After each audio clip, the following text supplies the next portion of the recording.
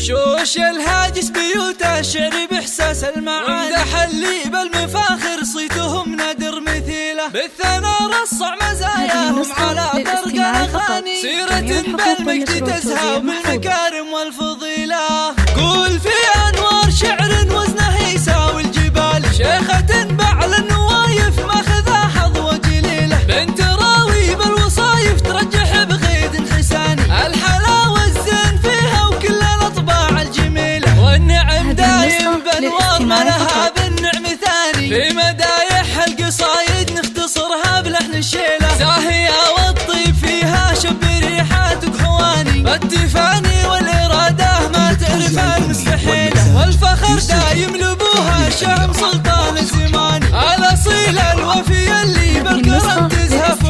راوي كساب الجمايل من سمو العز داني، لا نصاها الضيف يفتح بابه ويثني الجزيلة، راوي مدها للمواقف له مقام وعز شاني، فزعته بالطيب ذا يعصيتها بكل القبيلة، في ثناه تشوش أفكاري ويتباهى لساني، شامخ فوق الثريا منزله محدا يطول، والوفا والفخر يزهى أمها ست الغواني، فاطمة تاج المعزة ذات الأوصاف النبيلة، بالخصال الحاتمية والشكر والامتنان، زاهية بنت النشامة وبعوايدها أصيلة، فاطمة روح الغلا والطيب فيها شي ثاني، في سما العزة تضاوي بس أنا في كل ليلة، مصدر الفزعة رمز الطيلة نبع الحنان، ما تكفيها القصايد وكتبناها جزيلة، في أنوار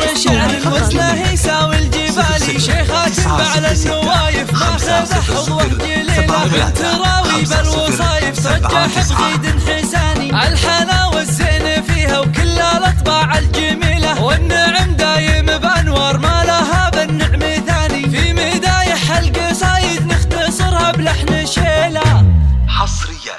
على استوديو فن الأميرة.